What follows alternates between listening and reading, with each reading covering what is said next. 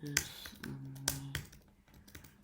meaning of Beau is afraid?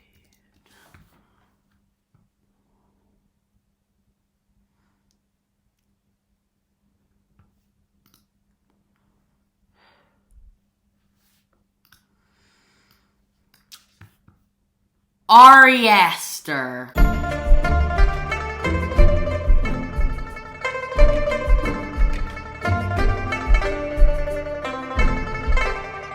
Afraid is written and directed by Ari Aster and stars Joaquin Phoenix, Patty Lupon, Amy Ryan, Parker Posey, Nathan Lane, and many more. And,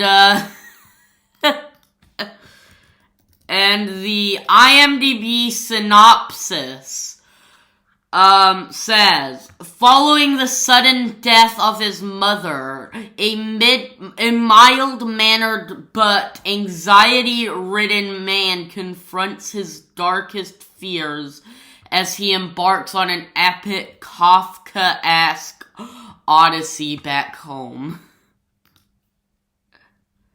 The IMDb synopsis of this movie has Kafka-esque in it.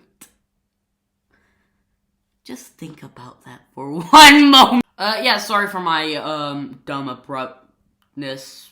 Whatever the hell I'm supposed to say. But anyways, Beau's Afraid, it's from Ari Aster, like I said, who has directed Hereditary, which is, in my opinion, just a masterpiece and has to be the best of his work, in my opinion, and would go on to do Midsommar a year later, which, honestly, I do love, honestly. Even though I've seen it once, it's something that is just inseared into my brain and is just something I keep on thinking about.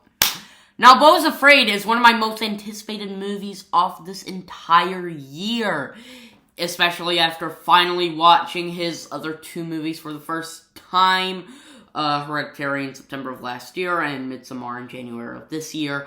I got even more excited for this movie, and when the trailer dropped, I loved it. I got so hyped.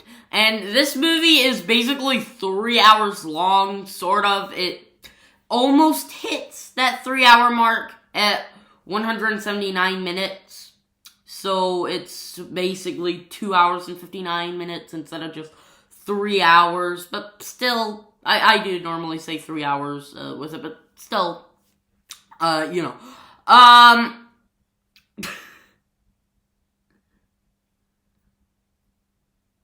This is the craziest thing I have ever seen.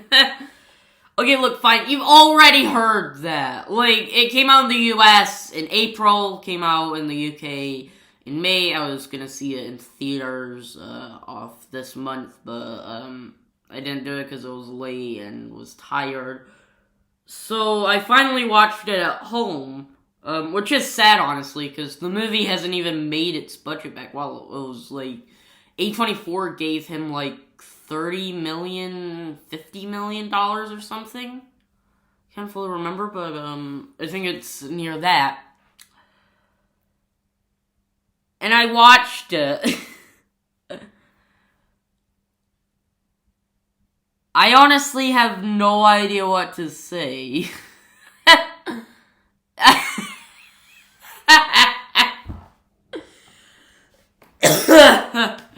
I'm shooting this early in the morning, like it's actually just 6:41 right now, UK time, so, but anyways, let me get started, with this review.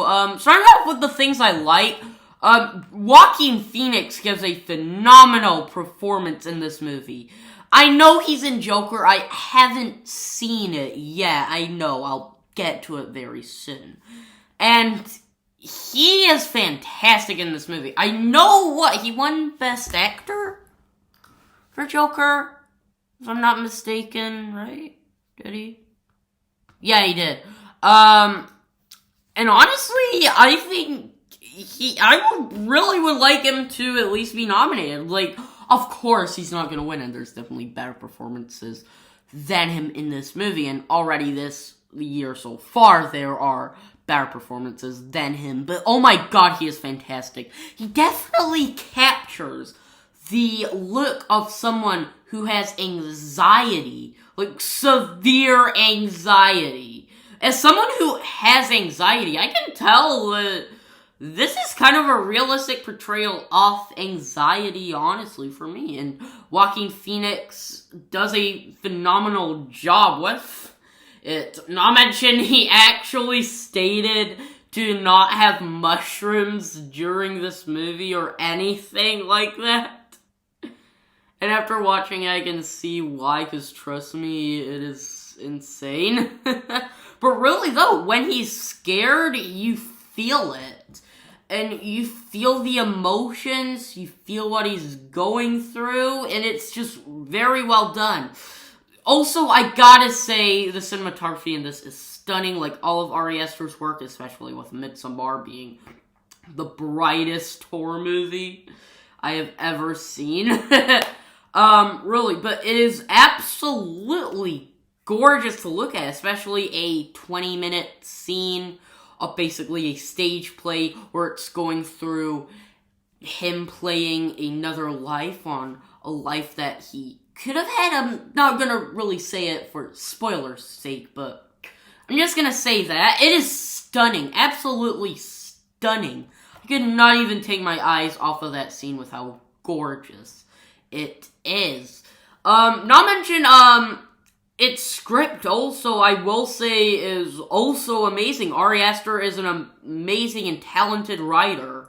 Hereditary and Midsommar, Hereditary with the grief of a family, and it captures that perfectly, and Midsommar being the worst breakup movie ever made. But it's still really good, also. And the script in that is fantastic, with a simple location, and it being just the most nightmarish thing ever, and the most nightmarish place to be in.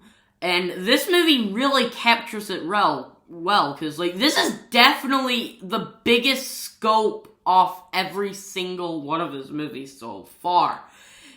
It goes everywhere, because, like, the first 40-ish minutes is basically him, with his apartment and stuff like that, and then it's a house, and then the rest of this movie, and then, he goes to a forest, and then is later at his, mother's house. That is sort of spoilers, but I'm not gonna say it, because, like, it is mostly like that. I'm just gonna say that, because, like, the scope of it is beautifully done, not mention going back and forth into the past on a cruise, which is really well done also.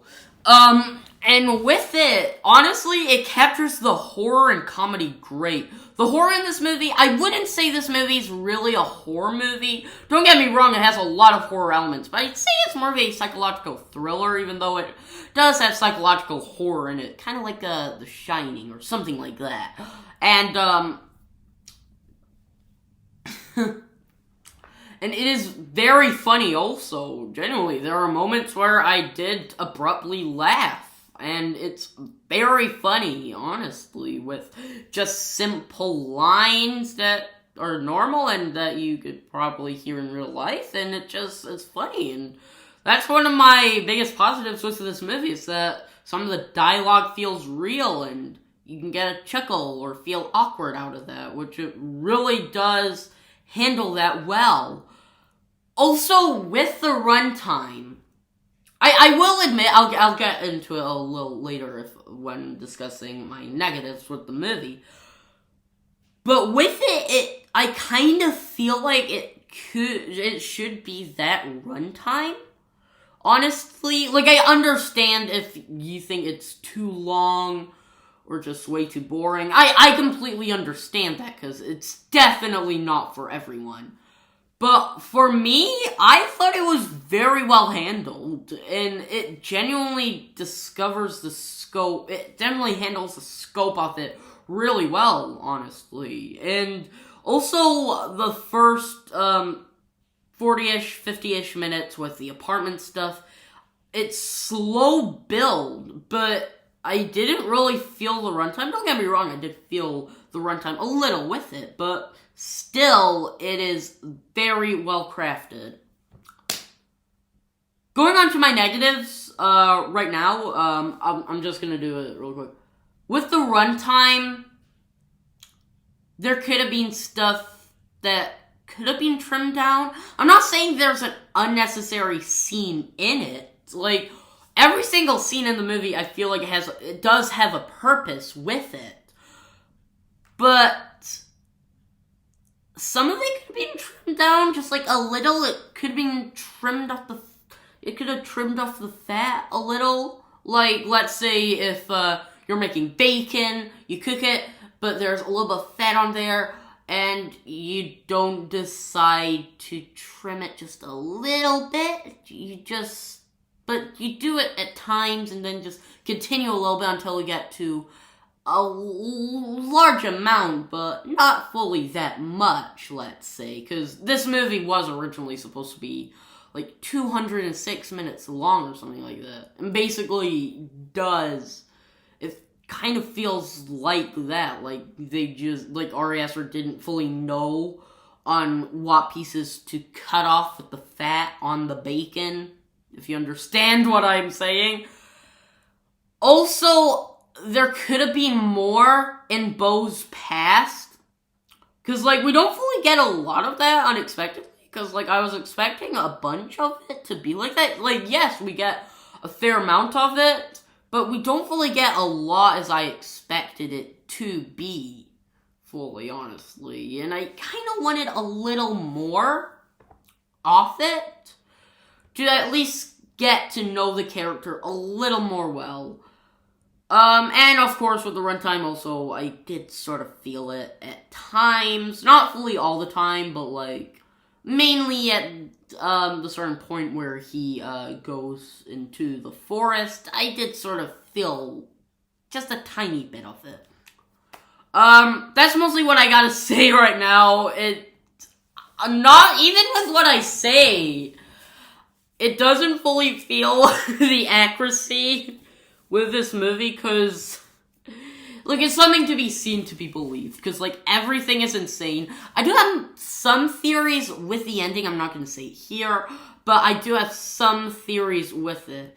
It's basically, the movie itself, I really enjoyed. It's basically a horror version of The Truman Show, even though I wouldn't fully call this a horror movie, even though it is partially. I won't say that again, I already said it.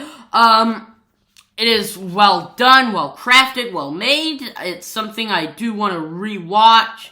I hope it gets some Oscars, especially for costume design and cinematography. And possibly a little bit of chance for Joaquin Phoenix. But anyways, overall, I enjoyed Beau's Afraid a lot. I loved it than most people, admittedly. Even though there are fans of this movie, like, according to Letterboxd, there's 1.3k fans, at least, on Letterboxd so far. And, honestly, I thoroughly enjoyed it. I would really like to watch it again. I can't wait for it to come out in physical media so I can rewatch it, especially hear other people's thoughts on this movie with their theories and everything like that. So overall, I would give Beau's Afraid an A for me. Maybe it may be high for you, but for me, I kind of like this movie. I feel like I'll love whatever Ari Aster does, whether if people just say it's the worst thing ever. I think I'm gonna love it. But yeah, I thoroughly enjoyed this movie. So anyways, that's my thoughts on Beau's Afraid. Also, by the way, with my review of The Flash, I'm not gonna do it. I'll review the other DCEU movies and Peacemaker also first, and then when I finish them, I'll get to The Flash. So, yeah, I'm gonna do that. Spoiler alert, The Flash is not great. But yeah, I also got some other, reviews I will shoot also real quick after this. It's very early in the morning, it's still at 6. But yeah, that's it. So yeah. That's all I gotta say right now. So, yeah, that's it. Stay awesome.